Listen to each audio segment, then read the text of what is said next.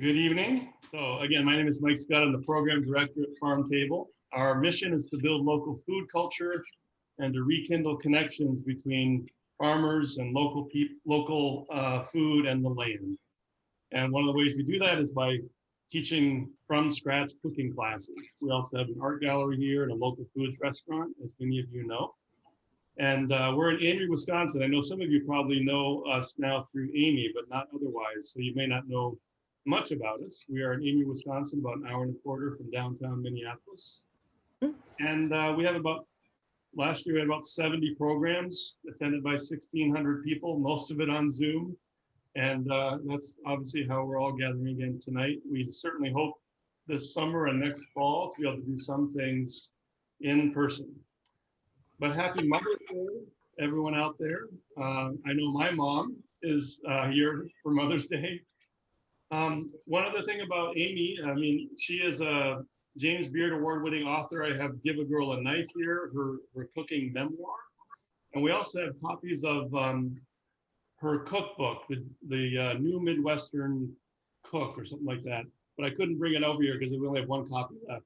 But we have that available here at the restaurant as well in our retail area.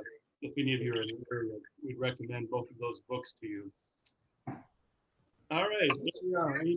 You are on Spotlight. And I've introduced you briefly. Amy used to be a chef and a cook in New York City and then moved back to Park Rapids, Minnesota area, and lives rurally now with her family there, and is a TV host and chef and cooks from her kitchen. And this is the second time we got to work with her. We had a holiday celebration with Amy in December. So thanks, Amy, for being with us for Mother's Day. And yes, I'm happy to.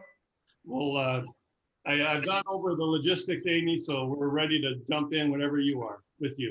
So I can't really see like how if everybody's here. Well, yeah, there's about 20 people at least. No, 25 on right now. Sounds good. I see some familiar names to all of the people that I know. Hi, Daniel. I can see you. I saw Kim Odie was here. Good to see you guys. Thanks for coming to this. This is fun. Unfortunately, my mom is not here. I saw her last weekend. She's in St. Paul. But happy Mother's Day. It's a fun weekend. And you know, every Mother's Day, one of the things we always do is on Sunday we go to the plant nursery and we go and get a whole bunch of new like bedding plants and things like that. So I'm really excited for that. I'm going to make dinner for, I guess I'm making Mother's Day dinner for myself and for my mother-in-law. So that's okay. I don't mind really, honestly, I don't. Yeah, this morning I had like a rhubarb emergency. And so I called some neighbors, but I ended up, because my rhubarb at this time of year is usually more emergent, I guess, right? It's like a little bit bigger. But I went and I just like totally pillaged all of my plants. I hope they come. But I did this for you. Let me show you what I got.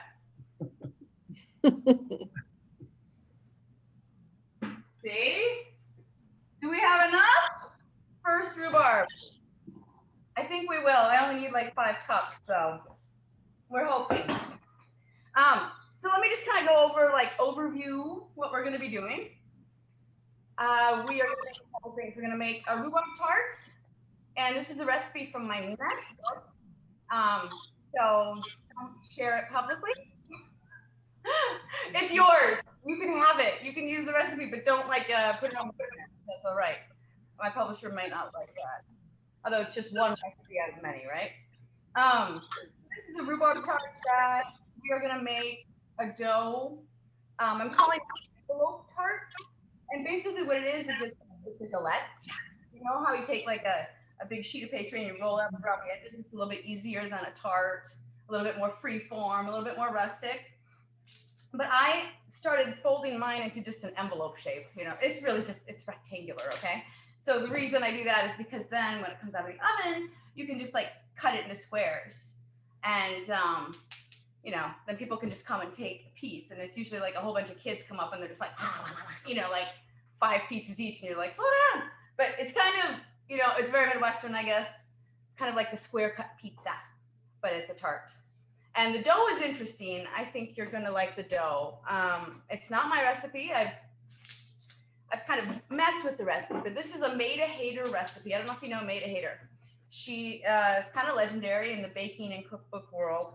And she passed away like last year. And that was, I mean, she lived a very good long life though. She was in her 90s. So, but her recipes are beautiful. They're perfect. They can't be improved upon, so there's no point in it, right? So I don't, although I add a little bit of different flours. I've been messing with that. Anyway, it's what you call a rough puff. So it's like puff pastry, but it's the cheater version, the shortcut. So we're gonna make that first. I've already made one, like TV show style, just the dough. I rolled it out earlier. But this is a really fail-proof dough.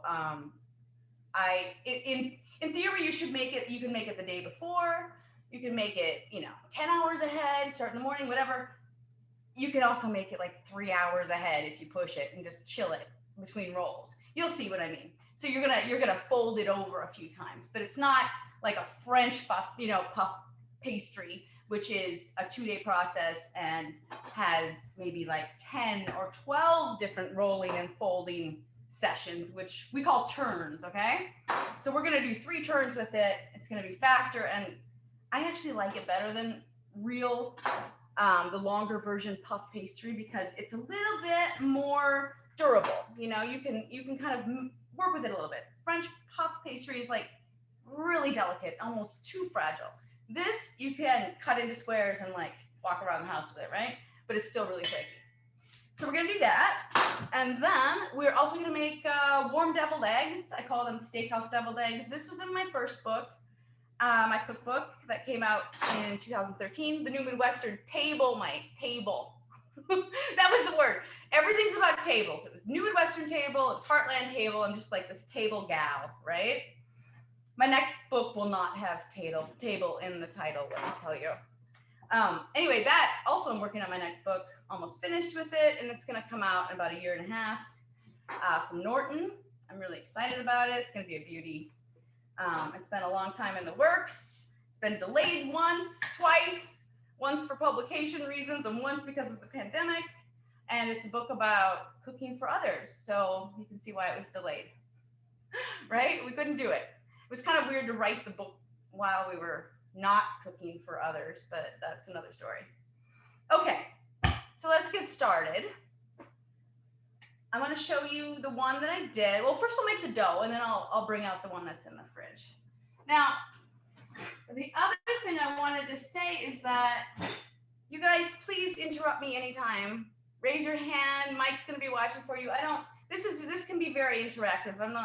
I don't need to sit here and be on stage. Ask me anything because if you save up your questions for the end, people always forget their questions, and it's not such a huge group. We can interact.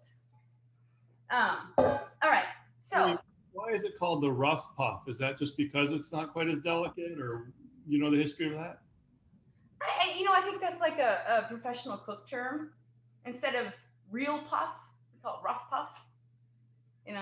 That's my guess. I really don't know. I know it's a weird. I don't know. I never really thought about why I call it rough puff, but I call it rough puff. Okay.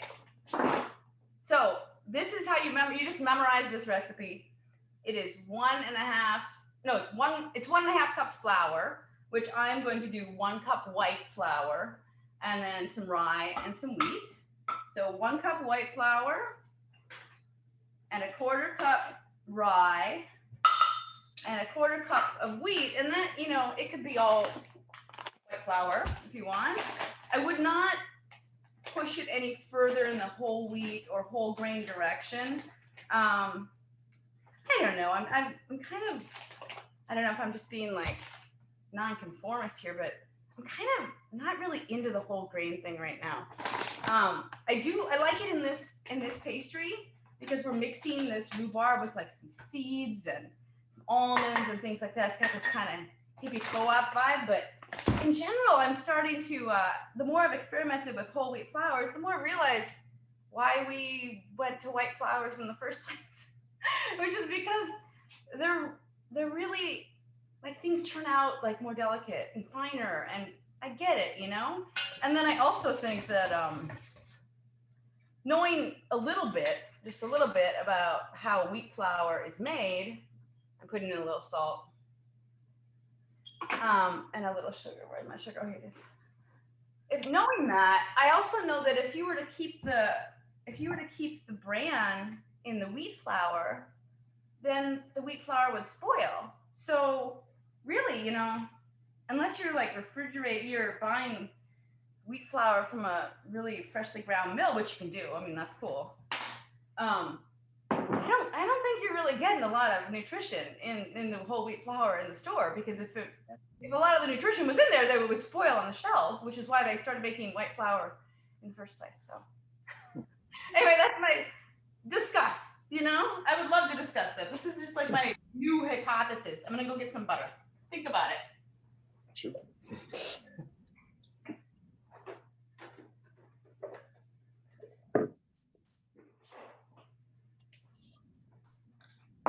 And Amy, Sonia asks, can you substitute the rye flour with extra whole wheat flour? I'm not sure you mentioned that, but.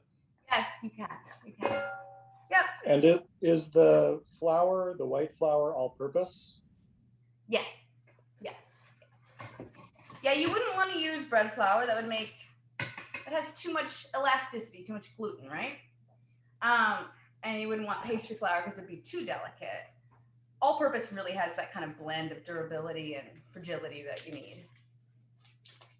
And also, you know, for the another reason I wanted to add a little bit of this good stuff is because I've been buying a lot of these like beautifully ground Minnesota milled grains. This is natural Waymills rye flour, and then Sunrise. Oh yeah. Sunrise is really good too, and this is like what's beautiful about these is that they're freshly ground.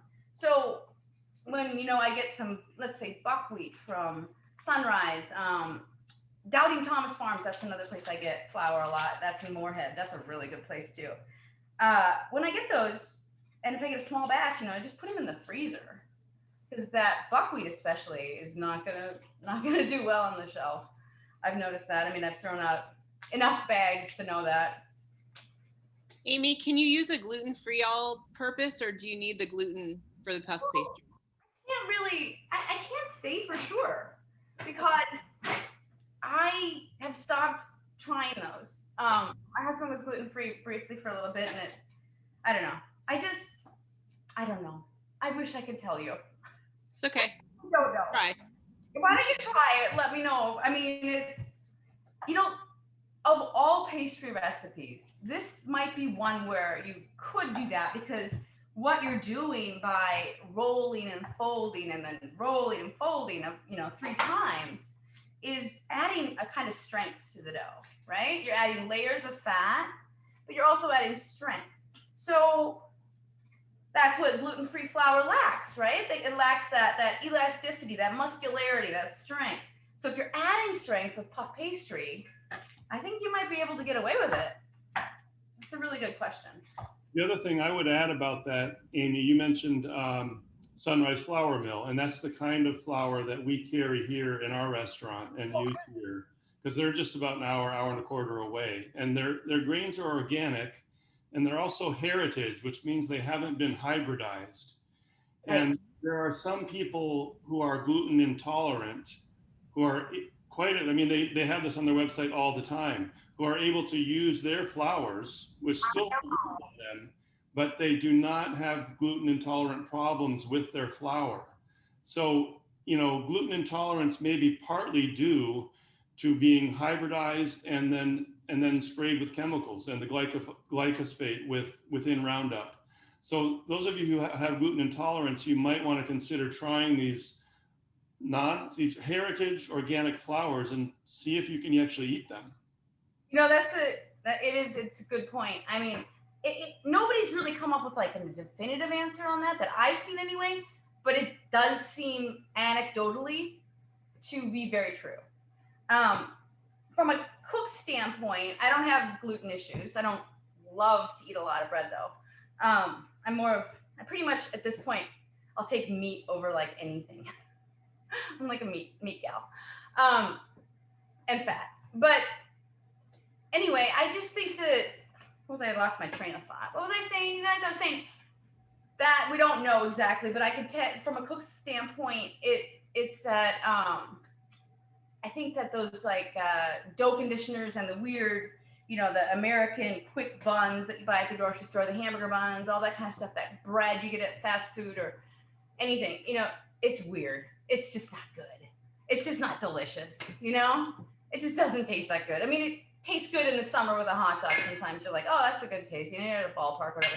But there's nostalgia in it and all that, but it's not, I just have cut that out. I just don't want to eat that kind of bread. So that's my thing. We also have a question, Amy, about the butter. You don't specify unsalted butter as so many recipes do. Is that a big deal or not, unsalted butter? I do use unsalted butter. I'm using unsalted butter right now.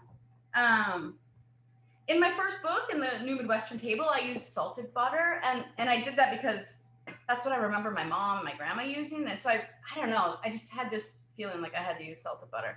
But then after the book was over and I stopped promoting it, I was like, okay, going back to unsalted. Because I like unsalted a little better. I have this, I think it might be a little bit fresher because it doesn't have as much salt, which is preserving. I don't know if that's true. That's just my feeling. And, you know, in pastry and things like that, you're adding salt anyway, so what does it matter? For the first year that I switched to unsalted butter, Aaron was a little irritated and peeved because he didn't like the way it tasted on his toast, but he got used to it. So I like unsalted butter. I also like butters that have, for baking, you want a butter that has a high butterfat content. For cakes and stuff though, Land O'Lakes is great, you know? Land O'Lakes is good butter. But when you're moving to like pastries and cookies, you want ideally a little bit less water in the butter, and that would be a high fat butter. So I'm actually just using cheap butter that I get at Bemidji. It's called Schroeder's. I don't know, I buy them like by the tens, you know, they're like $4. So I stock up, that's what I have. But I also use Land O'Lakes. I love Kerrygold for cookies and for baking. It's a little softer, but oh, it's delicious. It's also, it's a richer butter. So right now what I'm doing, you guys, I don't know how many of you are cooking along here, but we've got our flour, sugar, salt in the bowl, and then 2 sticks of butter, okay? So if you are accustomed to pie pastry ratios, you will know that this is a little bit rich, right? It's a little bit more butter per cup of flour than the ratio we're used to with regular pie dough. And the reason is because it's a puff pastry. So you're gonna cut this in, and I'm using pretty cold butter, but I'm not crazy about it, right? Because sometimes if you're doing it by hand and you have really rock hard frozen butter and you're working it and you keep working it and it's so hard to work because it's so cold, then you're actually just like working the dough too much, or just like taking that flour and you're mashing it all together and you're forming too much gluten. So sometimes I let it sit out a few minutes, right? So you just want to cut this in until it starts to clump. And sometimes a little bit more than you would for pie, okay? So look, it's like clumping on here. You kind of just, you know, work it in until you can't really work it too much longer.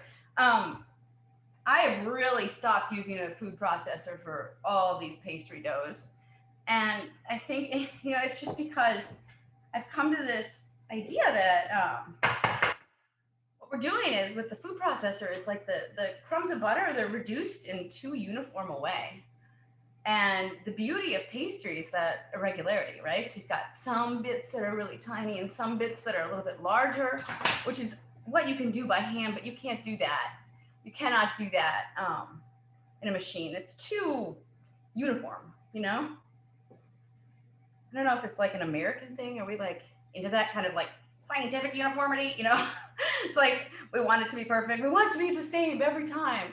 It's like, no, actually, some things are just, you know, sometimes things don't work out and you take it as a sign from the universe. I do. Okay, so now I'm just kind of like squishing all these pieces that are too big. But I've cut it in pretty fine. Like if I want to squeeze this, I can hold it together. Now I'm gonna add a little bit of sour cream. Hold on one second. Just gotta mix this up.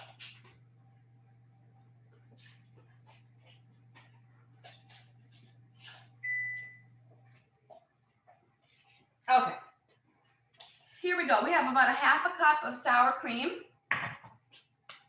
in this recipe. It's pretty foolproof. I've been making it for, I don't know, 15 years. And I've honestly never had a failure. I think you made a hater. You know, people are legendary for a reason. Okay, look at me. I am short. And you know, I was gonna go to the store today. I live 25 miles from a grocery store. Hello. People say, oh, you're remote. I'm like, God, I really am. But there is a store down the road. It's like 5 minutes up the road, and I didn't make it there. I was thinking about asking Sue, the woman who works at the store, I'm like, can you bring me a pot of sour cream for backup? But I was too chicken. She totally would have.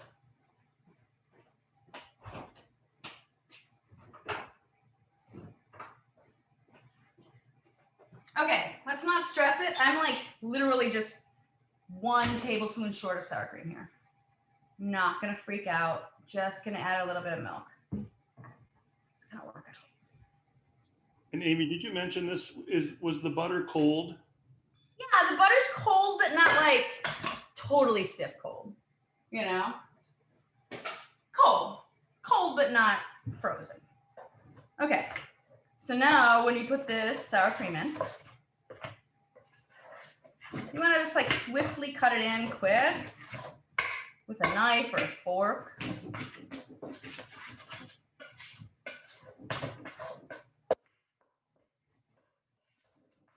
I want to get my hands in there, but I know how messy this stuff is. It's very messy. It will stick. All right, I'm going in. Okay, so you just want to clump this up. It's gonna be, you would rather have it on the dry side than on the wet side. Wet pastry is gonna be tough pastry. And think about this, you know, you're gonna be rolling it 3 times. So it's a little scraggly at the edges. It's gonna come together. That said, if you have too much dryness, you can add a dribble of milk or a little bit more sour cream. Okay. One thing I do with pastry is I kind of push it down into the bowl. You don't want to take too long to do this, but you want to use some force. Push it down, see if you can get it together. Pack it on like a snowball. Oh my God, it's like fur hands here. Really bad. And not delicious. It's not cookie batter that you can eat off your fingers, you know. One of my like really early videos of me, one of the only videos of me is kind of funny. I'm at my mom's, you know, my grandma's, and I'm wearing like, I'm making pie dough with my mom and my grandmother, and they don't put an apron on a kid. That was when they used to use like men's old short sleeve shirts on kids. Does anybody remember this? I mean, is this just my family? They would like button you into like your dad's short sleeve shirt, and that was your like smock. Anyway, I'm eating the pie dough and I'm like, ew, it's yucky. It's like first video, pretty funny. Okay, so we have it, right? Came together. Put this, I'm gonna wrap this in some plastic.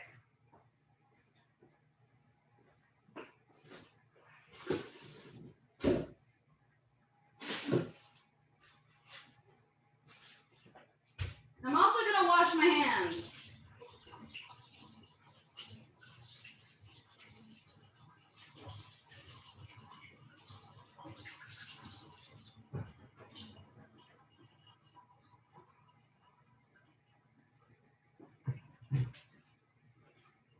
All right, give me 20 seconds to clean this up.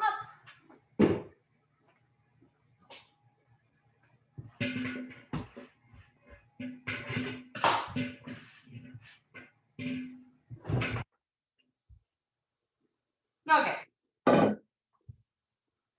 So what we'll do is we're gonna roll this out. If you can see this. Move this.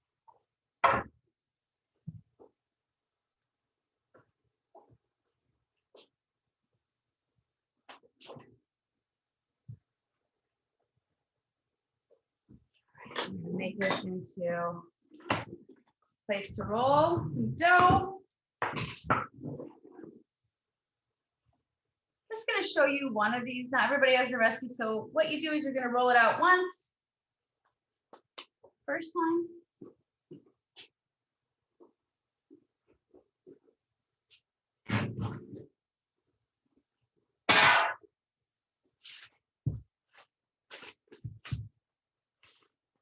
In retrospect, didn't need to wrap that.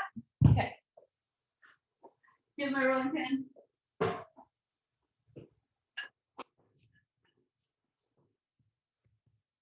You need a little bit of flour this first time.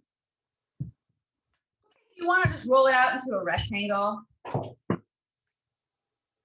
want just like not quite a 9 by 13. It doesn't really matter. You just want to have some, you want to be able to fold it into thirds, like a book fold, you know? So this tart, you can do all kinds of different, any kind of filling really, you know. Obviously it's rhubarb season, almost, pretty much, right?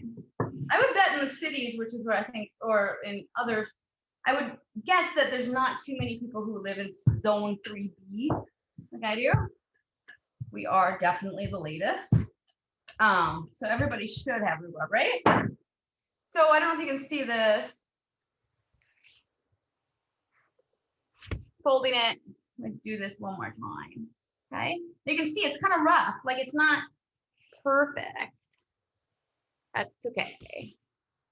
Did somebody just say rhubarb isn't popular? Who said that? In Rockport, Texas. No, you can't grow it there.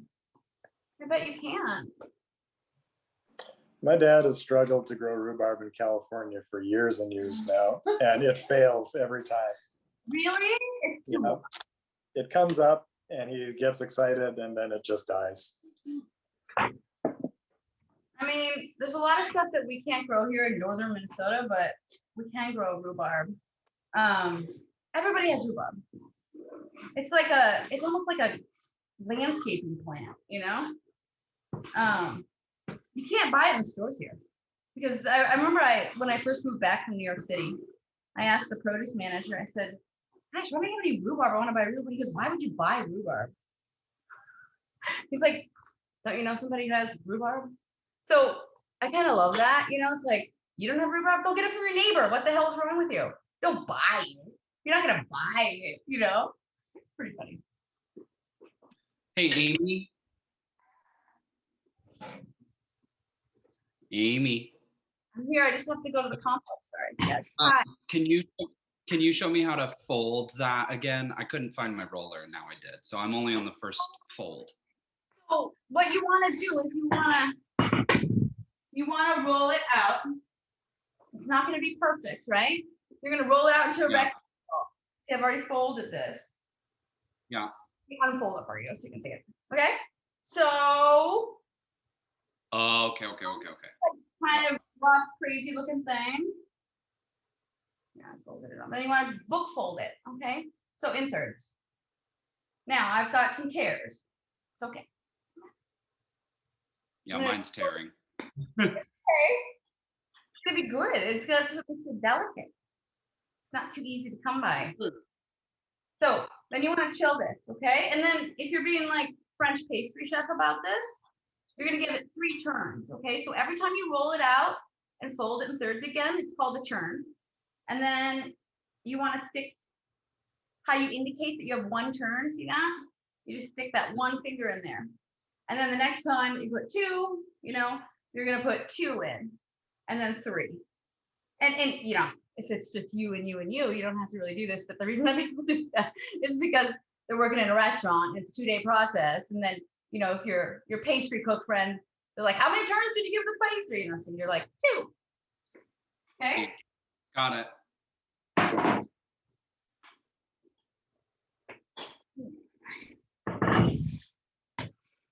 Okay, I gotta clean this up.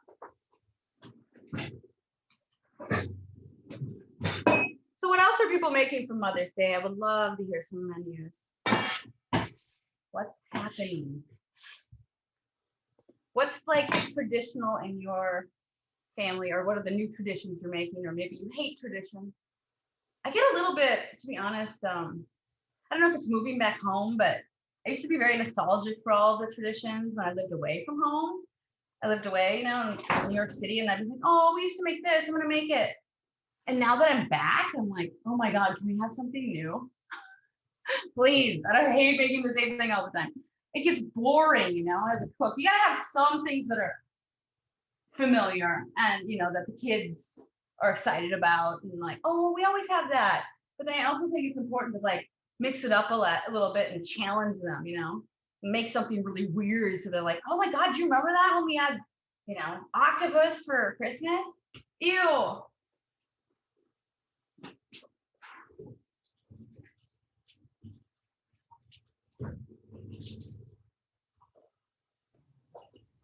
Well, Amy, I don't know if you can see these, but someone said that they have a stellar meatloaf everyone loves with potatoes.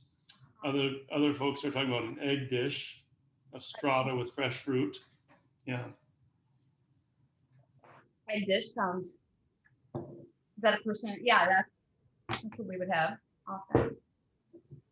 This Mother's Day, my mom and sister and father are coming up to Farm Table to enjoy a Farm Table brunch.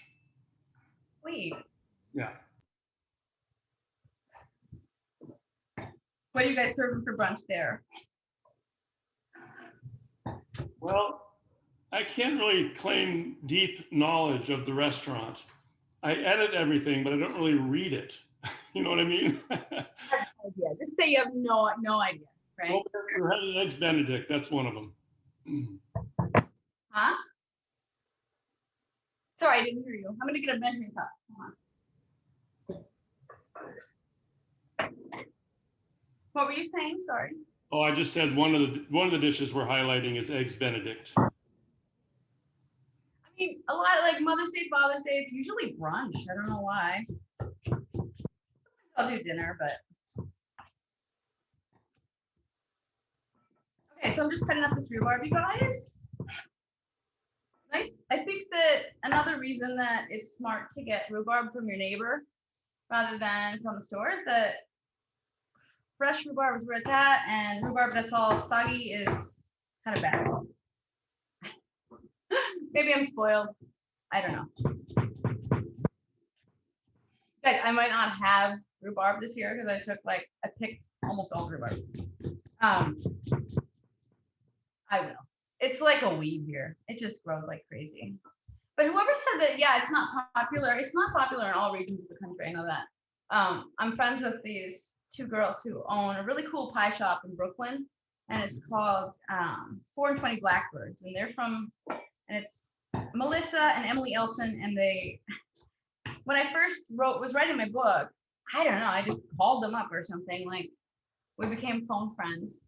For a while, we were just chat, I call them up at 10:30. I'm like, what are you doing? I'm like, I'm doing dishes, testing recipes, and they never met me. Anyway, I don't know, we got along. We just came from similar backgrounds. And they're from a small town in South Dakota, and their dad would send them boxes of rhubarb in styrofoam cases to New York City because they just couldn't really, it just wasn't as common. I thought that was super cute. Like, running around like picking his own rhubarb, washing it and sending it to his kids so they can make pie and sell it in New York City. It's so funny. I just love it. I love stories like that. All right, so you want 5 cups. Oh, I don't know if I'm gonna make it, people.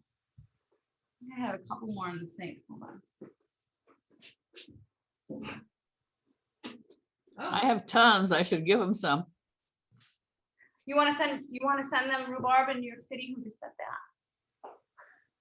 that? I did. I'm Mike's mom, and we have lots and lots of rhubarb here. Hi, Mike's mom. Hi. Love your mom. What's your name? My name is Joyce. Hi, Joyce.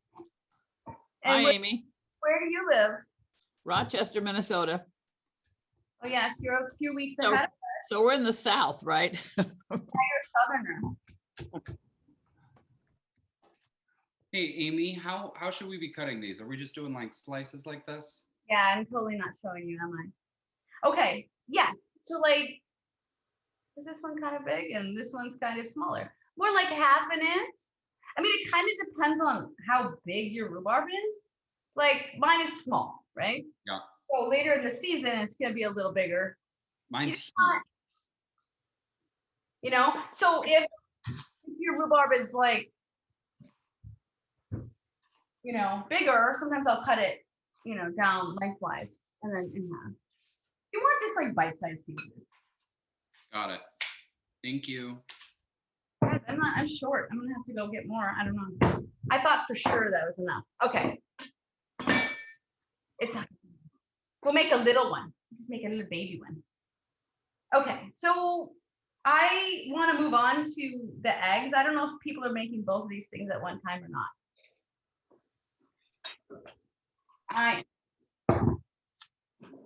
So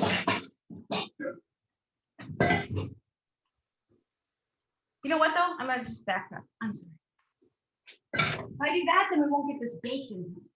So let's bake this. Let me do like my magic of television. Go get the one.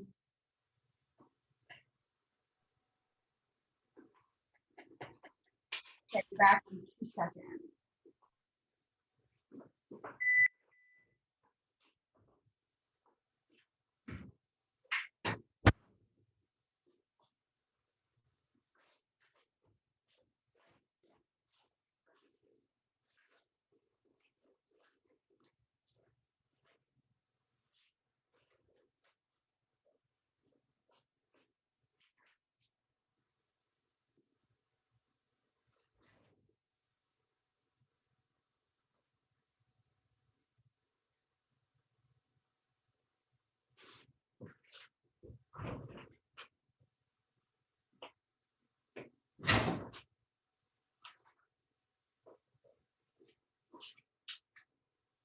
Okay.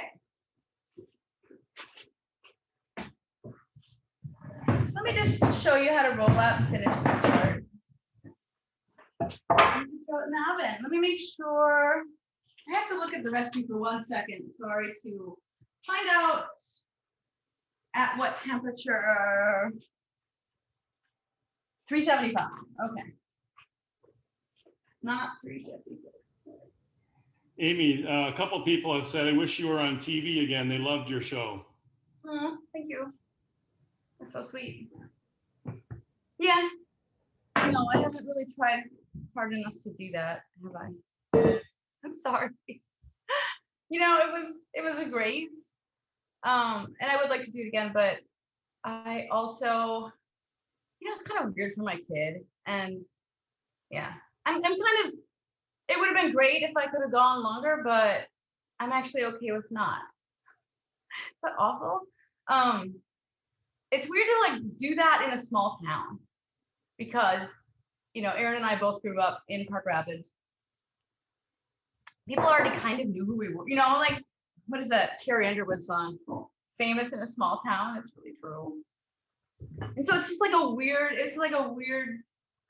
perception to be on TV because you're, you know, somebody you grew up with. I don't know. And there's something weird. There's something I still haven't really totally figured out why, but it's a little bit weirder in like a small rural community for that to happen. So I don't know. We'll see. But thank you. That's probably a lot more than you wanted to hear about TV or not TV. But that's the truth. Okay. That makes sense, Amy. That's interesting, though. Nice to get an insight into a little bit about that from you. Well, I just remember like everybody was really supportive and sweet, but I would walk into the grocery store and, you know, from here, I'm just always very casual here, you know, wearing my sweatpants or whatever around town because I don't know. I feel like I was just kind of in my own head. It's like, where did I go? I don't know. It's a place of childhood. It was so nostalgic to come back. It's like kind of just like walking over your memories and just kind of, I don't know. It's just maybe me and my heads are a little bit in the clouds. Okay. But then I was on TV and then I'm running into people at the grocery store, which I go to every day. Right. And they would look at me in the eye and you could tell like, it's like people, when you're in a small town, it's like you know, I don't know the name of the wife of my brother's hockey coach, from, middle school, but I know who she is and she knows who I am and she knows my mom. And I don't really remember this other person, but they were like my sex ed teacher and they're like serving coffee now at the coffee shop. You know what I mean? It's like you have all these like peripheral relationships where you don't quite know each other, but you're more than acquaintances, but you're less than friends. And every single one of those people would they're so nice, but they without fail would have to like make contact with me, like eye contact, and like acknowledge. I'm like, yes, I know you. I know you. And they're like, I they're like, it's just like, it's weird to like, you're on the box, you're like in my room. And then, so I would just all day, I would just be like, yep, I gotcha. Yep, I know you. Yeah, we know each other. I don't remember your name, but, and that's fine. I don't mind doing that, but it was odd. And then, I don't know if you would do that in the city. It would be a little different. Amy, just, are you rolling out another dough? Yes. So what I'm doing now is we're jumping ahead in time. Okay. We have you rolled out your dough. You stuck one little finger in it for one turn. You stuck it in the refrigerator, right? And then you did it again. And then you did it again. And maybe you did this like 2 days ago, right? Maybe you did it 4 hours ago and you're just like pushing it. Now the dough's cold again. You have to wait till it's cold for that third turn. And it's a rectangle. You see how it's kind of gotten like neater, right? So it didn't matter if it was a little shaggy. Now we're going to do the final roll. And we're going to roll this out to basically the same size as that big sheet pan, okay? So like a rimmed baking sheet. It's 12 by 15. Let me get one more.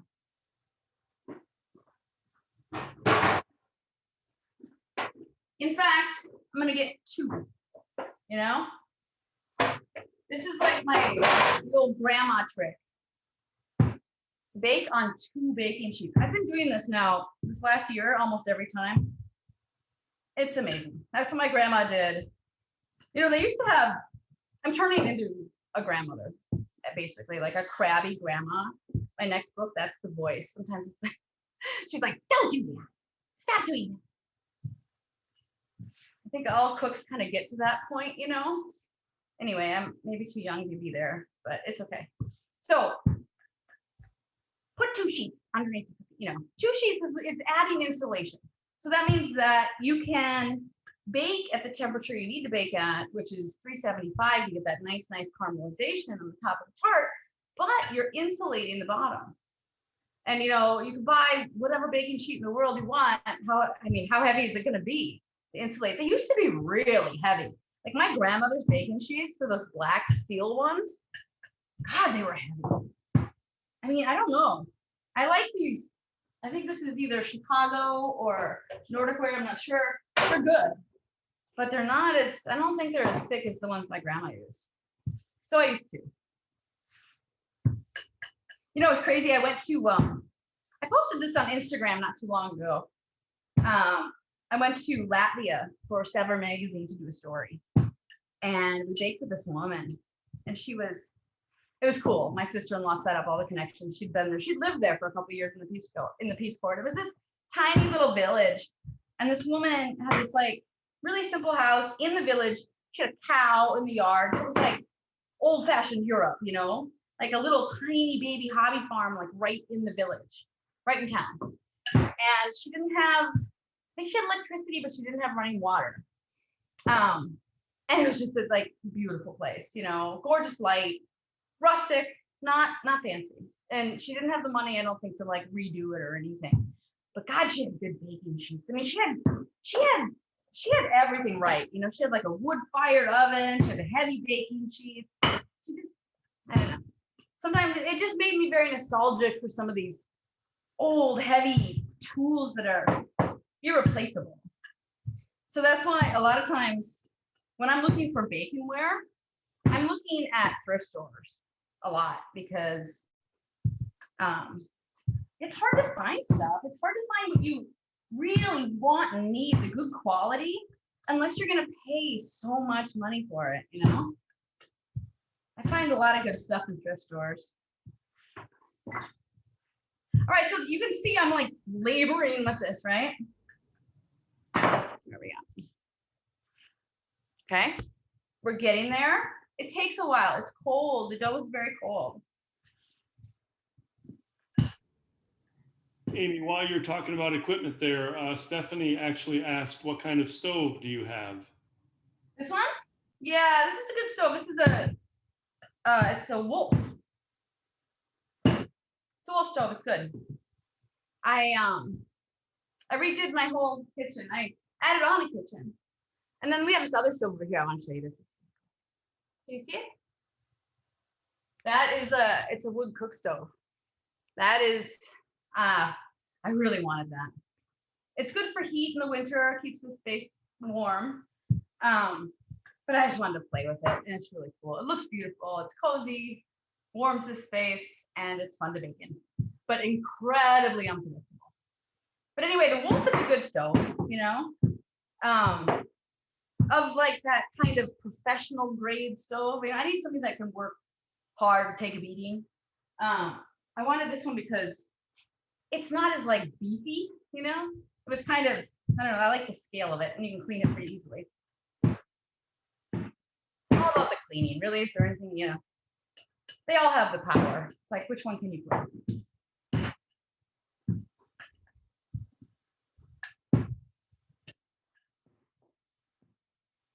We're getting there. Oh, right, I'm making it a little smaller. Well, I still have to roll the dough big enough, otherwise we're not gonna have, it's gonna be too thick. Okay. You don't want to go too thin. I'm gonna lift it up and kind of show you.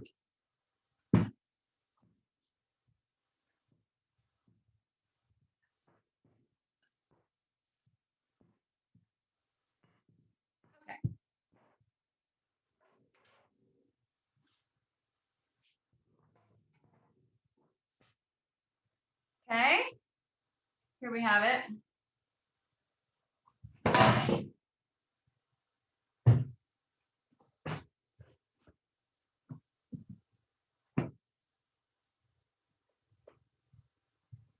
So you want it to just, wow, okay, pretty good eyeball. Not too bad.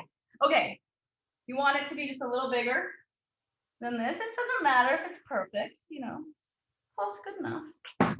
Now, like I said, I don't have enough rhubarb, so I'm gonna cut it. I'm gonna save this like puff pastry for something else. I'm gonna cut it. Let's see, I've got almost 4 cups of rhubarb. Let's go like this. I'm just gonna cut off like the fruit, like the top, like the quarter. And I'm gonna refrigerate this. I don't know, maybe we'll make something nice with it tomorrow.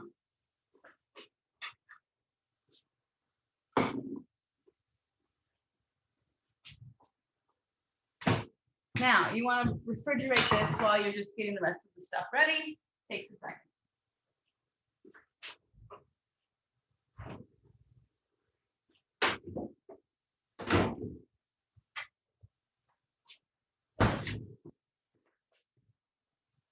All right, let me find my poppy seeds. Here they are.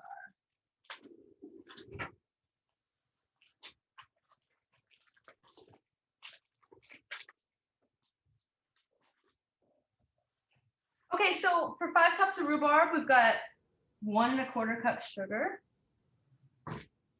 That's probably ratio-wise slightly light.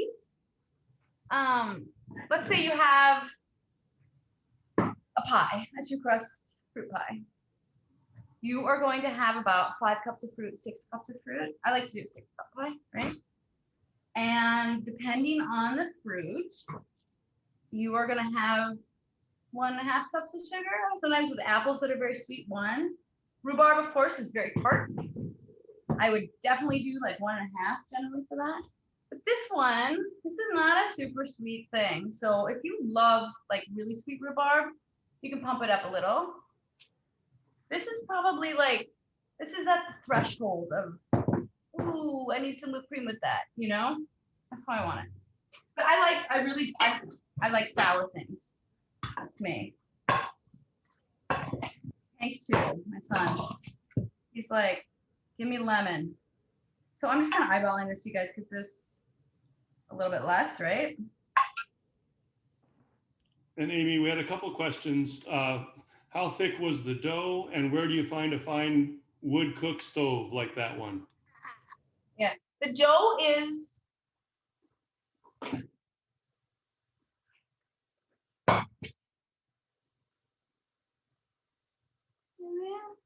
really hard to show you people. Thank you. That's good. Cook stove, yeah. Well, I researched like crazy, you know. My great-grandma, my grandma, my great-grandma, they'd all cooked on these wood cook stoves. So I had this like kind of fantasy about it. And it doubled up with what I had done in New York kitchens when I worked as a line cook. I worked in some, wow, I just got shot right in the eye with this lemon. Oh, wow. I worked in some, you know, like good line cooking, like French kind of like brigade systems. And we worked on these flat tops. So basically that's what it was. It was like these flat top, you know, flat iron cooktop tops. They weren't wood fired, but they were, you know, propane or gas fired or whatever. But you had, everything was made a la minute. So you had these little tiny pans, little pots, and everybody was like cooking, you know, with their little pots during service all over. And it was just this beautiful kind of choreography of like moving something to the hot spot, to the warm, you know, the cooler spot. You didn't have to like you didn't have to mess with the underneath fire. You just were moving it around, knowing where the heat was. I don't know. I like things like that that are kind of, I don't know, romantic, I guess. So I wanted to do that, and it's been fun. So also, you know, northern Minnesota, it's cold in the winter, 30 below. So, and we have heat, obviously, in-floor heat, but you don't want to be cranking that all the time, you know? So we got to keep it a little bit. Actually, I like my house, like super ridiculously warm. I'm not somebody who walks around in sweater, like Norwegian sweaters and Afghans. I'm like, it's like 72. It's like melting butter in the winter. But I also add that wood cook stove to like heat things up. And it's nice, you know. When my kid's super tired, 6 in the morning, it's dark out, we have to drive to school, you know. I'm like, come sit by the fire for a second. I love it. It's great. It's the greatest thing I ever bought. I mean, I didn't even buy it. My stepmom bought it for me. I struck it from the budget because I was like, okay, now this is too expensive. I'm not doing this. And then she's like, oh no, you have to have that. I'm going to get that for you. And I was like, wow, thank you. So she's my other mother. Thank you. I am looking for, where is my mortar and pestle? Oh, there it is. Oh, but somebody asked, where do you get it besides from your stepmother, Mary? You get it from, there's only 2 places in the country that really deal these kind of wood cook stoves.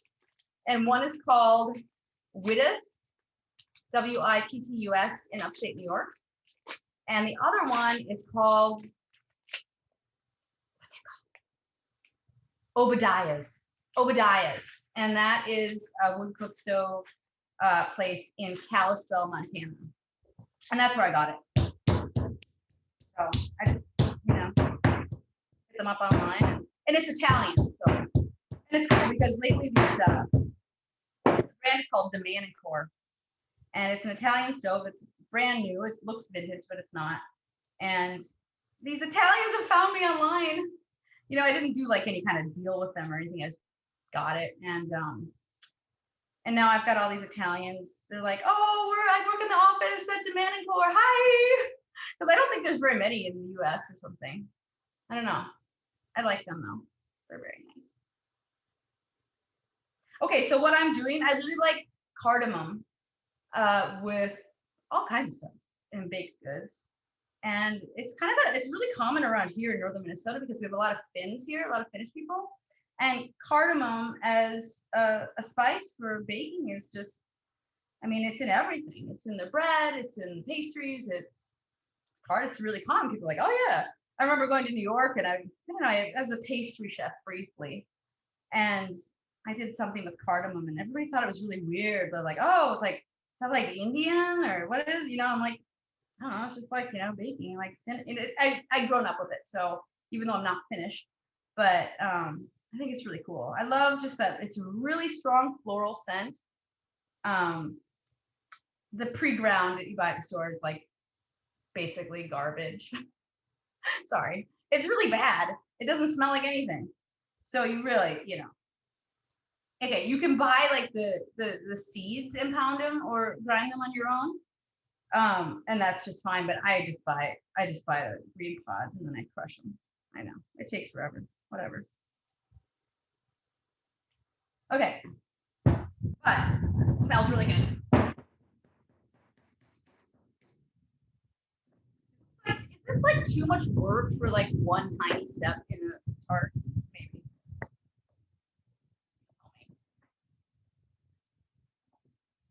Where's everybody at with like your process?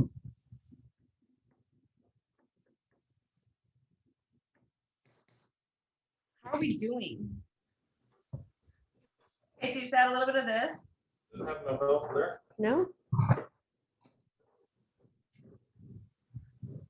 So a little cardamom with the rhubarb, it's kind of as this like floral, beautiful floral scent it reminds me a little bit of like rose water, but not so intense, not as perfumey. And then you want to add a little bit of flour.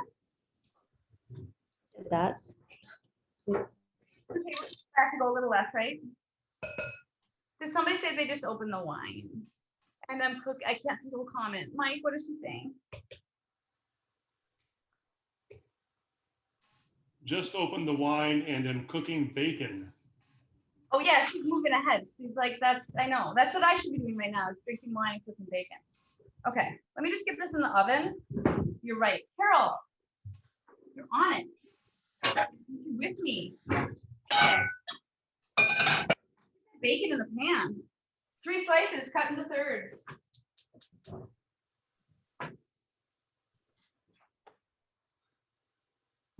What do you do with that leftover cardamom?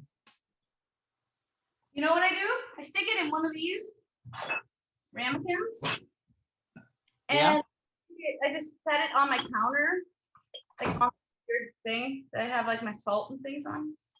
And I do that for all the spices I make. I'll toast them, I'll grind them, and then I put them in these little ramekins, and then I just have them out.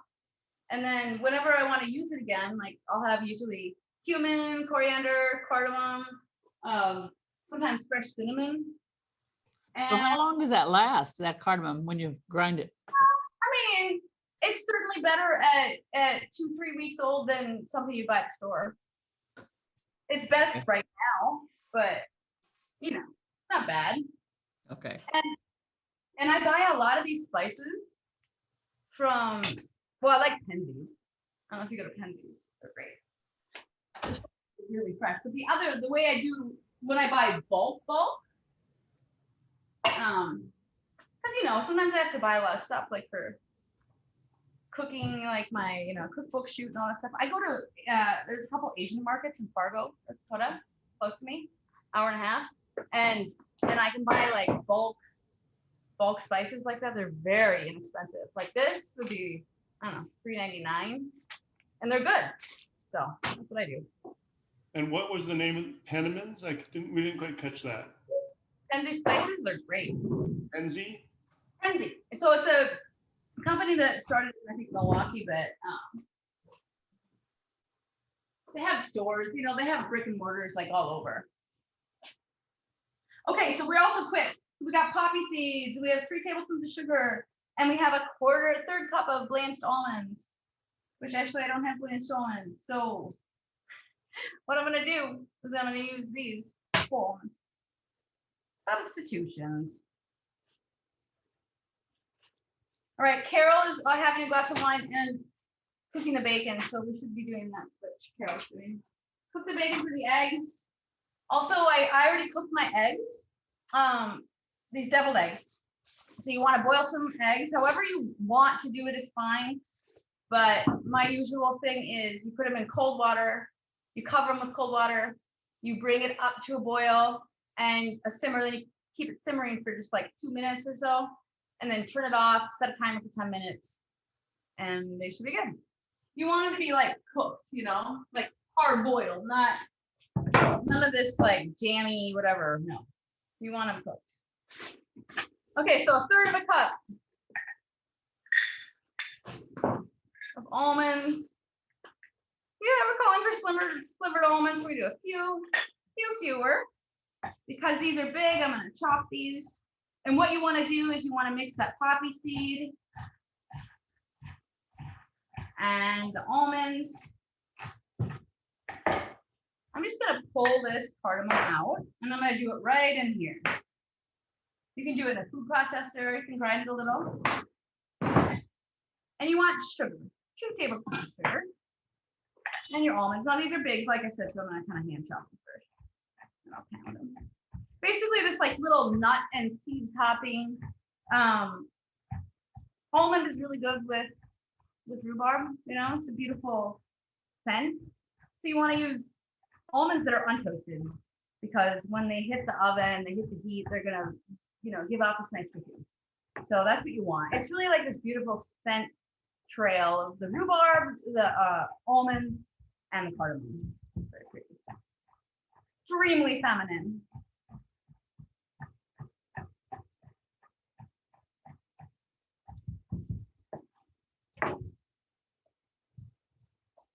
Bacon sizzling.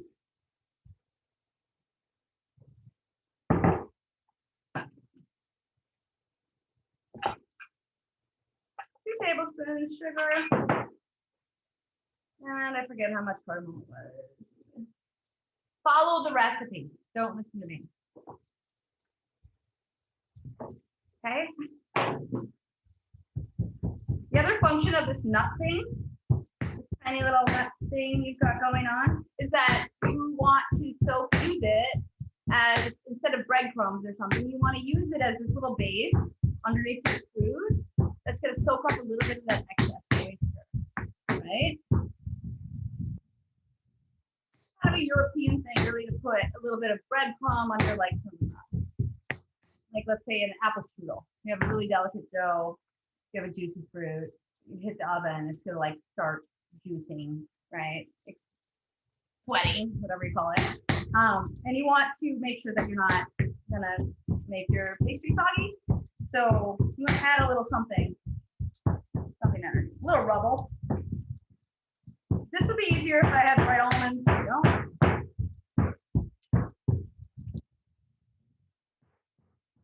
I mean, ever since the pandemic hit, I'm all about the substitutions. I'm like, you don't have sour cream, use cream cheese. You don't, you know, it's like, it all works. I've been making my own yogurt, this Finnish yogurt.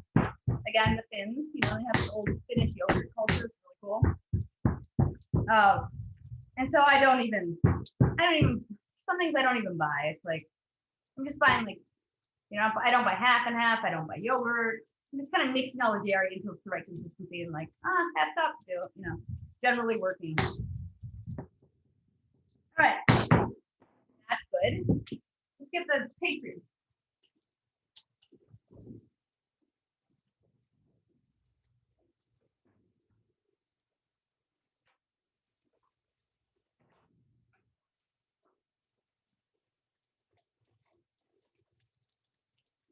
Bacon.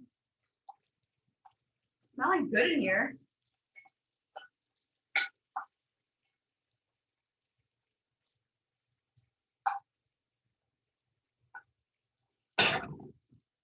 Oh, the poppy seeds, I almost forgot. So if you buy poppy seeds, this is something you'd want to buy from like a good place like Kenzie's or something like that. It's refresher. Poppy seeds are, they have a lot of oil in them. They're volatile. I mean, that's what's beautiful about them, right? 2 tablespoons. They can go rancid.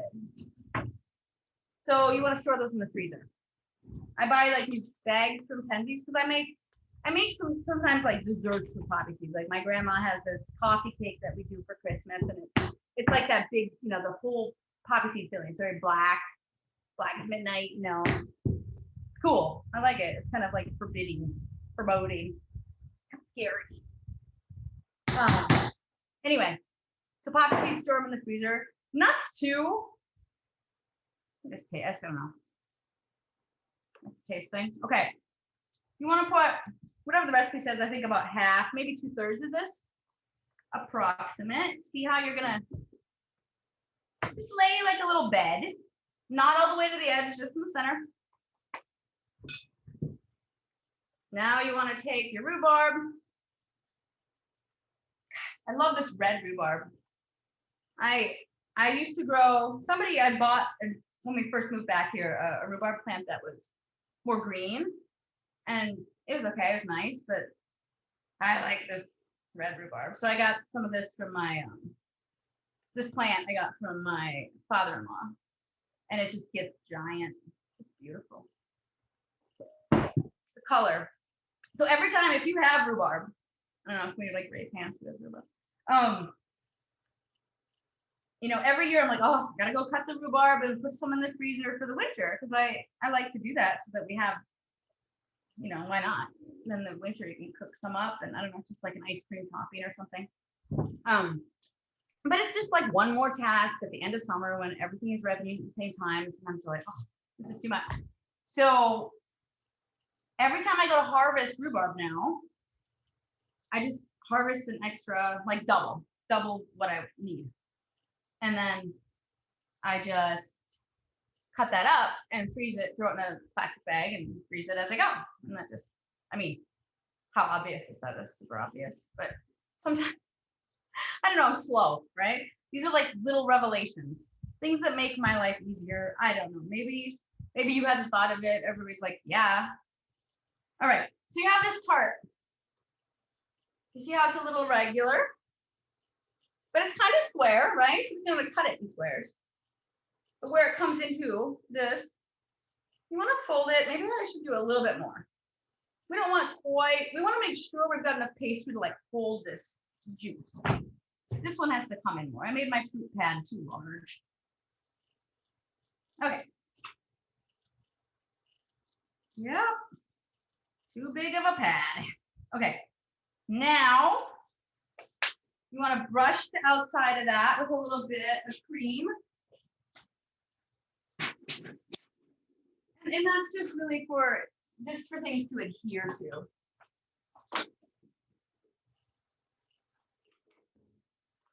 Okay, it's just to wet it so that some of this crumb topping will stick.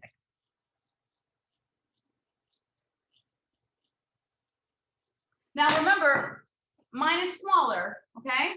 So yours is gonna be like full size, it's gonna be just a little bigger. Oops, some of this cream ran. No. So then you want to take the rest of this topping and sprinkle it. I love poppy seeds. I mean, there's not a ton of flavor here. This is because I'm not doing like a lot of poppy seed. It has something to it. It has kind of a nice like rustic quality, but really it's a visual.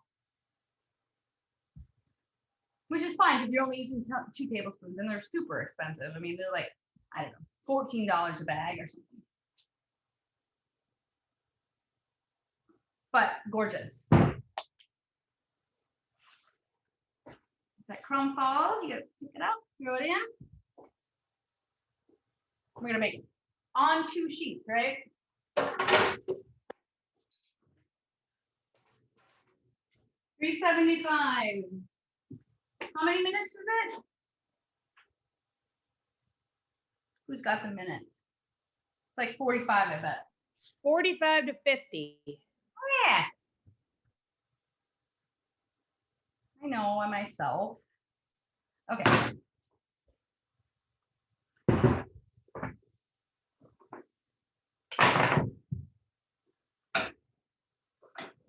Let me just like wipe things up.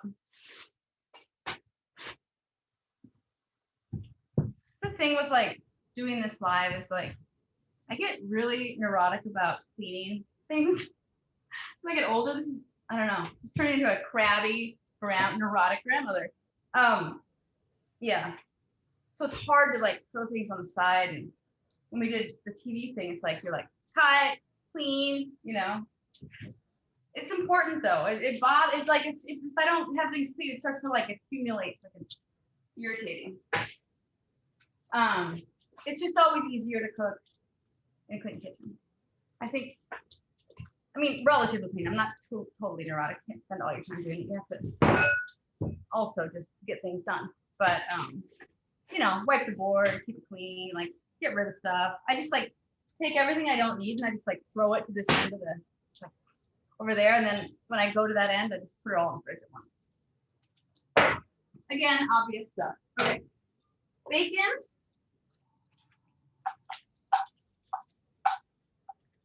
I don't really like to cook bacon until it's crisp. I like to stop a little bit right before. Has a little bit of texture to it, a little bend. But for this one, you know, I'm gonna be. It's part of a topping, right? To the eggs, so you want it almost crispy. It's weird. I find that when you cook the bacon all the way crispy, it changes the flavor of it. It's like it tastes a little bit burnt. So that's why I don't do that. Okay. So these are deviled eggs that are warm. I love deviled eggs, but I am not into that like stiff from the fridge texture of the deviled egg because it gets like the white gets all rubbery. I don't know. I just remember like making up recipes for deviled eggs, and I'm like, God, they're so good when they first make them. They're awesome, and then I put them in the fridge, and then when you have to make them ahead, my God, right? So then I take them out, and I'm like, that just like lost all of its lusciousness. So I wanted to come up with a recipe that uses, you can make them ahead, but you serve them warm. You heat them up just a little bit, not like enough to cook them. It's not like you're, you know, baking them or getting a crust on them or anything. You're just gonna warm them up, and then you serve them warm, and they're a little bit messy, but people are really into them. All right, that bacon is about there.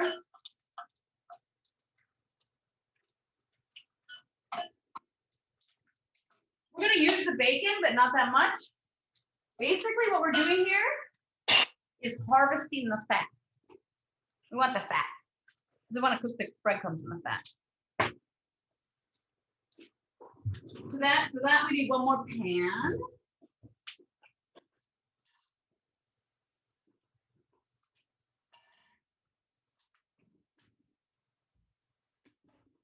Breadcrumbs. I just have some bread that I use, you know, soft, nice breadcrumbs. Pretty small, but not crazy small. Anything, any kind of bread. It could be rye, it could be wheat, it could be whatever.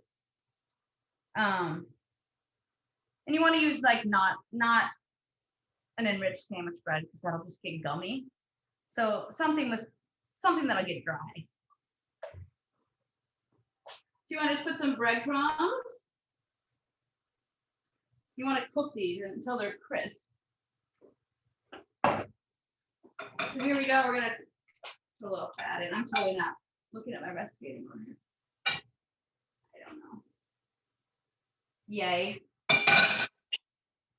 And then I'm gonna put the bacon on a towel. Too dry.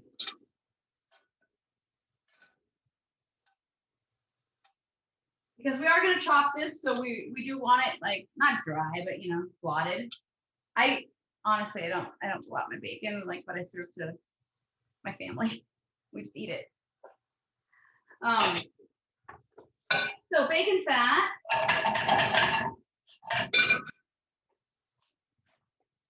And what? Salt, pepper.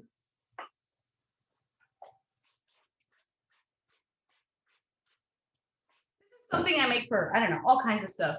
Little crumbs with cooked in bacon fat. What else did I put that on? You know, like pasta. You ever do like those nice pastas that are more the olive oil version? Just like garlic and, I don't know, maybe a vegetable, and then you toss like cauliflower, and then you toss it with like a whole bunch of these like crispy brown breadcrumbs, and it just like sticks to it. Oh, so good. So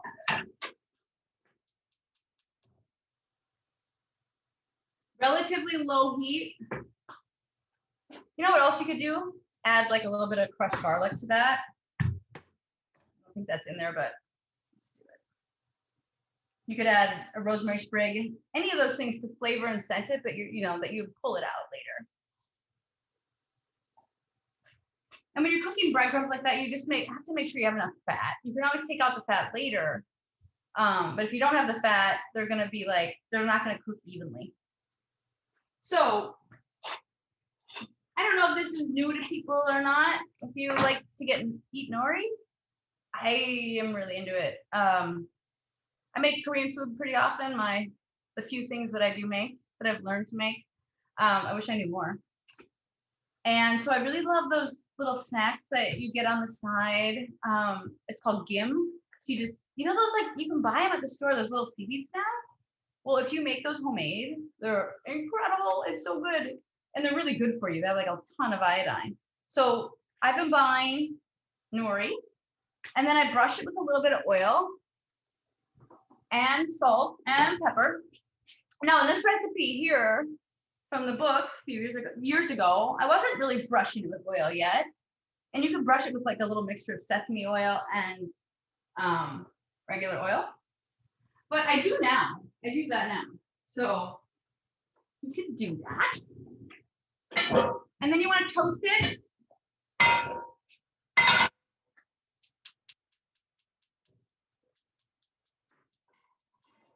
All right, that's the burner that makes that noise. That burner makes that noise. So in this recipe, I'm saying just wave it over a burner until it gets like a little bit crisp. But I don't do that. I don't do it that way anymore. Now I brush it with oil and salt, and I cook it quickly in a cast iron pan, just a dry one. And I'll make a ton of these. Just and you cut them into squares, and they're just like these crispy. Oh, so good. My son, he loves them. So he's kind of picky. Not that he won't eat interesting things, he does, but he likes things his way. I don't know where he got that from. Aaron's like, what have you done? You've like created a monster here. No, he's great. He's awesome. He likes good food. So wait, that pan has to get hot. And we are doing these crumbs. And where are my eggs? This is one. So you cooked your eggs, right? Where are your eggs? Here they are.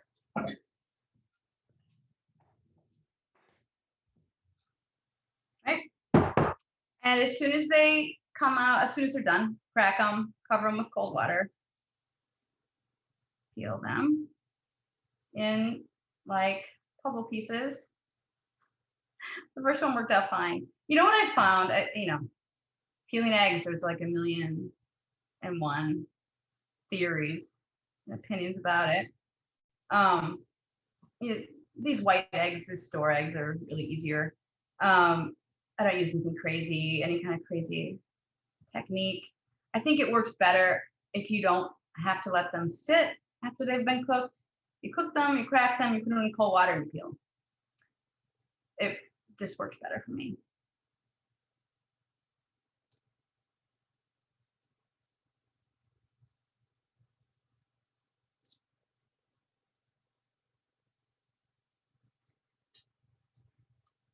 What else are you guys doing this weekend? 7-minute boil, 7-minute sit, and peel. I mean, that sounds reasonable. I do a 2-minute simmer, a 10-minute sit. It's kind of, there are a lot of different ways to get there. This is not just one way. For me, it's like whatever method works for me when, it's early in the morning and I haven't had my coffee yet. I don't like to think about things or time things or be too exacting in the early morning. It's like I don't want to have to read anything, and it's just just kind of like, can I do this in my sleep? And that's the method that I have. Yeah, these are not coming off really well. That's just how it is. For this recipe, it's not going to matter. It's not about like, oh, these look perfect, because you're gonna have all these crumbs over them, and nobody's gonna see like the outlines of them anyway. Pulling weeds and prepping for, I can't see the whole comment.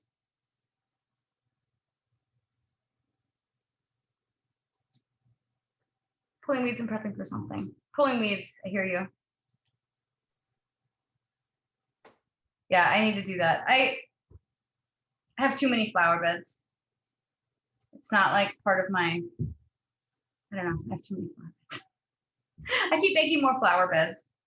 I've now reached the apex of my flower beds as in my life. And now at some point I'll be going backward. But right now I'm still like, oh, it'd be nice to have a really nice perennial bed over there.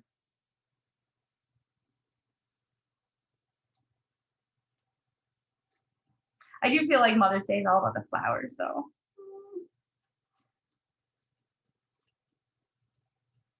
I don't even know what we're gonna make.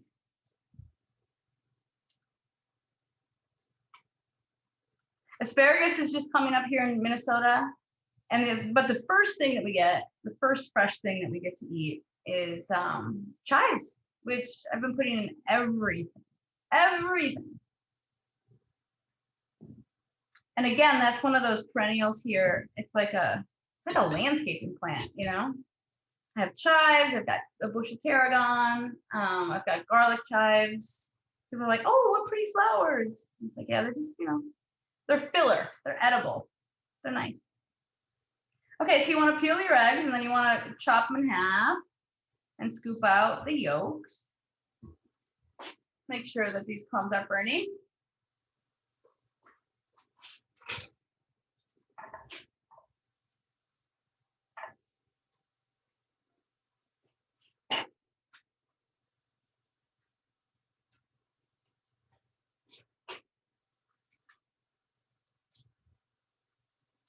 Oh my gosh, we're almost out of time. We're not going to get to see all this stuff, are we? No. I'm sorry. There's a picture in the book of these eggs. I'll show it to you. They're beautiful. Amy, you could always send me a couple pictures tonight if you want later, and I could forward them to everybody too. Let me just go get it. I'll show you. Book around here somewhere.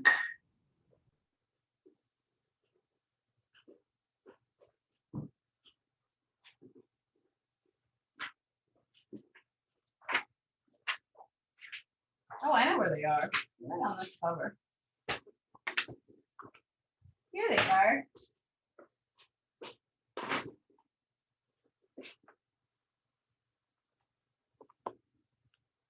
You see them? So I put them on a platter. See, it's a metal platter. You have them on there, and then you put this like nori. I'll make the crumbs with you. We'll do the crumb part, and then you'll see it. Yeah, it's really pretty. That's actually not the most beautiful picture. I think there's another one in here, but that's the easiest one to find. And then you serve them warm. They're good. Got all this like stuff going on. You have a lot of napkins next to them because it's kind of crazy. Here's your crumbs.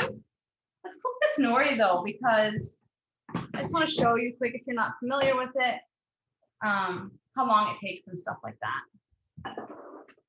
Hi. Okay, so this pan is hot, this cast iron, and we're just gonna like flash it quick into the heat. Thank you. I just showed, excuse me, Yeah. Mark and Emily showed their eggs to us all. Thank you. I want to see it again. I didn't see it. Can you do it again? Oh, they look great. Yeah, they look great. Emily. Thank you. They turned out really good. Everyone loved them. They were delicious. Thank you very much. It's Kirsten and Emily. Hi, Kirsten and Emily. Hello. She just talked to us. She did. Where are you? We're in Moorhead. Moorhead, we saw you in Park Rapids at your book signing a long time ago. Woohoo! Awesome. You know, yeah. I mean, just let me know if you ever, for the next one, just, you know, reach out to me. And I mean, I'll be doing book signings, but we don't live far from one another. If you ever need one, just let me know. Will do. Perfect. Thank you. Sometimes I meet people at the Two Inlets store. You know where Two Inlets is? So Two Inlets is on that road from Moorhead. Like if you're going to take 44 from Moorhead, you know, Two We have a place on Bad Medicine. We sent you a note a long time ago on a cold winter night, right after you had released your cookbook, and I had it, and my three little kids, and we were at the lake, and I said, "Hey, we're making your double noodle soup," and you were like, "What? On Bad Medicine?" And like right away, and I was like, "Oh my gosh, you really are actually like right in our back door." So, And Amy, it's actually my cookbook that she has stolen. Yes, So that's come right. on now. And she's not getting it back. Moms are still giving. Our Happy Mother's Yeah, Day. right. Daughters are so taking. Oh, well, it's nice to meet you guys. Yeah, I love Bad Medicine. It's a beautiful lake. Good place. Yep. Yeah, it's really, really pretty. In fact, I That knife, girl. sign up for that. What's that? I said, watch it with that knife, girl. Yeah. Right? I know. Mhm. Anyway, actually, I usually use the scissors with this, but no, Bad Medicine. I wanted to get my kid to sign up for that scuba diving class. It looks Yeah. fun. It's a wonderful spot to go. And then Right there's like there. all these sunken old houses. Right now, I'm like, why wouldn't you want to do that? He's like, no, okay. Pretty cool. Right in your backyard. Pretty nice. You know, if it looks fun. Okay, so your nori. You have your little stack of nori, right? Maybe you eat one. Oh. Buy good nori though. Like, I used to just buy stuff at the store, and that's fine. But then I upgraded to Amazon nori, like really good nori. So good.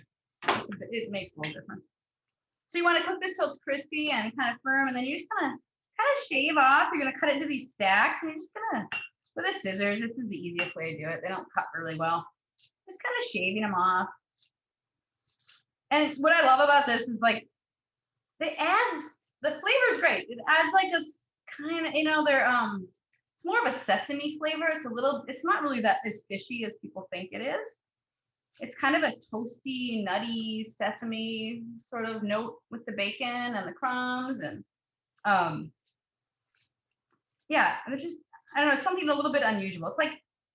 It's probably milder than, say, like anchovies, definitely milder than anchovies.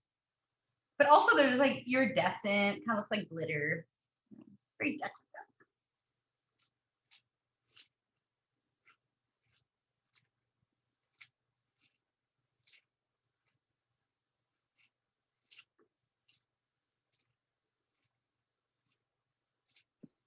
Amy, I had an egg casualty.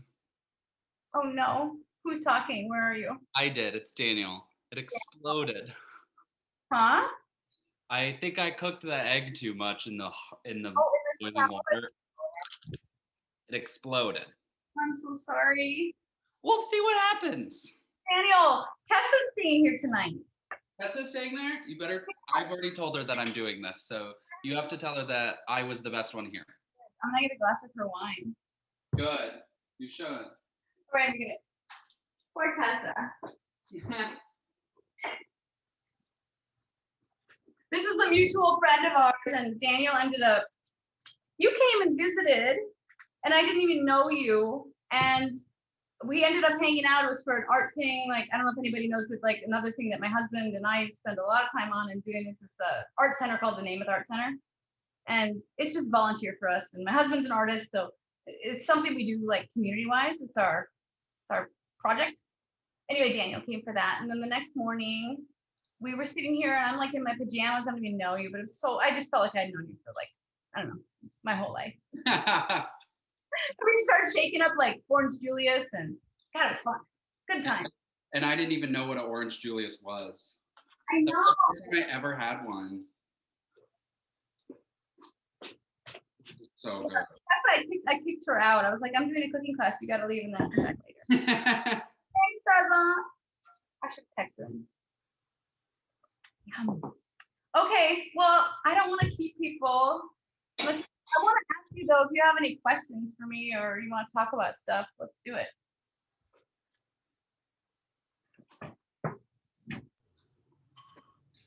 What do you serve your tart with? Is it a whipped cream? Is it an ice cream? What would you recommend? Either one for that. I should check on that, by the way. Looking good. It's gonna be like a little bit of oozy butter from the outside. That's okay. Just kind of watch it, and if that liquid. I'm just looking up. I'd like to make it. Out. What's that? I can't hear. I was just gonna say, like, if the liquid oozes out and the juice, the fruit, like it's all like sticks to the bottom, and that's okay right away. Just do it. Just deal with it kind of after, as soon as it's cooled a little bit. You just want to move it, make sure it doesn't like caramelize and stick to the pan. And then as soon as you can, as soon as it solidifies a little bit and cools off, just move it to a cutting board. It often does. I mean, that's a galette. That's what they do. You know, that's why they're not in pie plates. They're just like, you know. But if you were to make something so perfect and uniform, and it would be like some tight encasement, and it's a perfect vessel, you know, and then are you gonna have like really good pastry? So, you know, that's the trade-off, is like between fragility and perfection. You know, you want that fragility. I mean, I do. I don't know. It's just how I am. I like, you want it to be like, oh, it's perfect. So sometimes you get a few, you know, you got to clean up.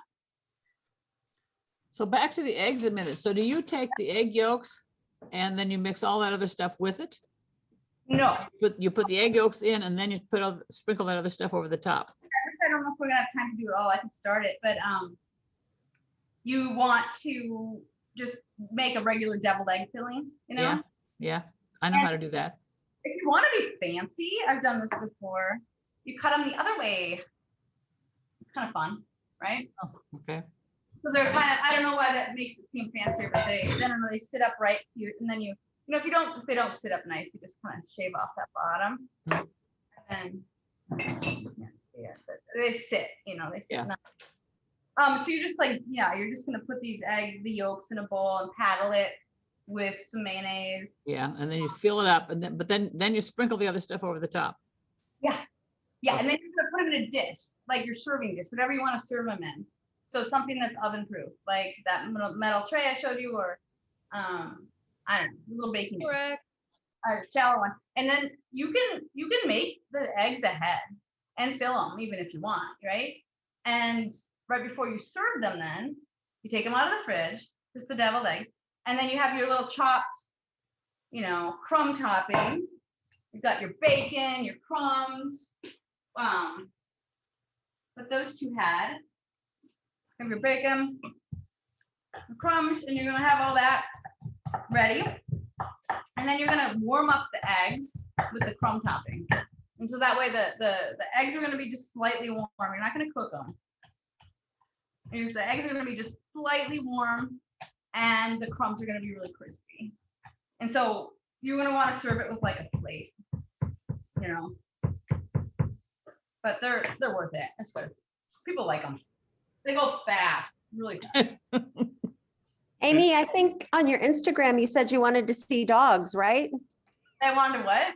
See dogs. 3 dogs? You wanted to see dogs. Bring your dog. You said, sorry, I'm like deaf. Go ahead. I want to see your dogs. There's Max. Gotta see all these people. Oh, hi. Hello. Hi. Oh, Max, are you a husky? He is. And then this is Gabby. She is also a husky, but she's kind of shy. So, you said to bring dogs, so. I've become this like crazy dog person. We have this new dog. She's outside doing her hunting thing. Yeah, we're dog people now. Same. Fun. I mean, the quarantine. I couldn't have survived. Oh, who's that, Sonia? Oh, Mark and Emily, who's that one? Her name is Liba. It means love in German. She's our German short-haired puppy. She loves the eggs. I'm feeding her so she will be in the picture. We wouldn't eat them ourselves otherwise. It looked like you were just like straight bacon. She's all over it. She thinks she's a human. Imagine that. Oh, I know. Oh, Yeah, here. Carol Smith. Oh, Sonia has. Okay. Hi, Sonia. Who's that? He's a big Newfoundland dog. What's her name? Sorry. His name's Bert. Like Bert and Ernie. And he's a big Newfoundland. Oh, a Newfoundland. I love these big dogs. Yeah, he's a big boy. Big fan of yours, Amy. Thanks for the class. Yeah, thanks for coming. Amy, there was one other question about, can you use frozen rhubarb for the tart? Oh, good question. Yes, you can. Yeah, I've done it. So, you know, when the rhubarb's in the freezer and then you're taking it out, sometimes I like knock off those extra ice crystals because that's that water coming out. But it works. It just works. And sometimes if it's like, I'm like, I feel like I left too many of those ice crystals in, then I'll just add like an extra half tablespoon of flour. But yeah, I do it all the time with it. Yeah. Amy, one other question here. Can you give us spring cookbook recommendations for Mother's Day? Oh my gosh. Oh, yeah. What can new ones? I should really know. Or you could email me with a couple recommendations and I can send them out. But if you have one now. Yeah, I mean, you want like classics, or let me just tell you, I mean, there's some good new cookbooks that are out that look really good, but there's some here like my gift cookbooks, right? A mom might like, you know who Madeline Kamen is? Her last name is spelled Kammam. Madeline. And she was this French cook. She's gone now. She wrote a lot of cookbooks. Her time was like, her heyday was like maybe the 80s. And she had a show on PBS. Sorry, I'm eating this nori. And she's great. And she's got a whole bunch of cookbooks. And they're all amazing. But there's one. It's called When French Women Cook. And it's my favorite book of all time. And it's like stories. Each chapter is a different woman it's very woman centered. Each chapter is a different female relative who she went to visit and stay with. And so it's like, you know, Evangeline in the Aubert, you know, in different regions of France. And because when she was a kid, she was growing up during World War II, and they got all the kids out of the city, you know? And so she was like sent out to these far-flung aunts and cousins and amazing cooks. And some of them were just like these farmhouse cooks. And it is some of the coolest recipes I've ever seen. And the writing's really good. And so it's a book of, hey, Tessa, come here because Daniel wants to say hi. He's here. I'm drinking your wine.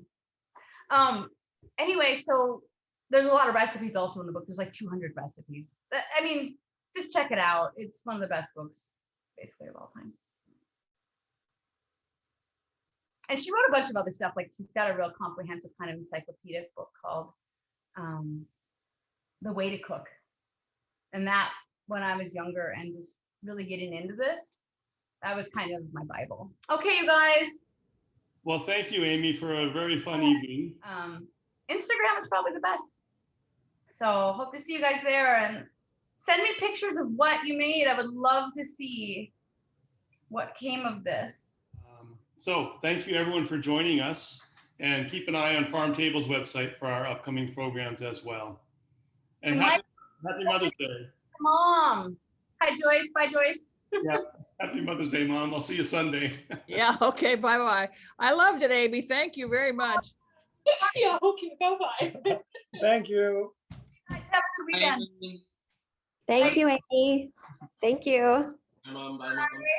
Thank you, Amy. All these popping bubbles, they're just popping away. Yeah. Bye. Good night, everybody. Bye. Thank you.